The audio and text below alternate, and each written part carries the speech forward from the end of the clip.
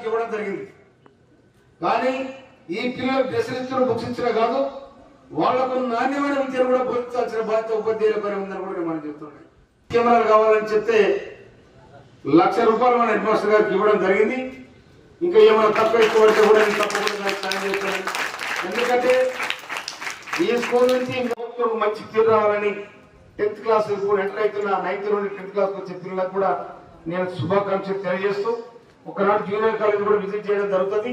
ఆ junior college పరిస్థితుల్లో కూడా విజిట్ చేసి దాని కూడా ఏం కావాలో మౌలిక సదుపాయాలు ఏమైతే ఉన్నాయో కూడా దాన్ని తీర్చడానికి నేను ప్రభుత్వంతో మాట్లాడుతున్నాను.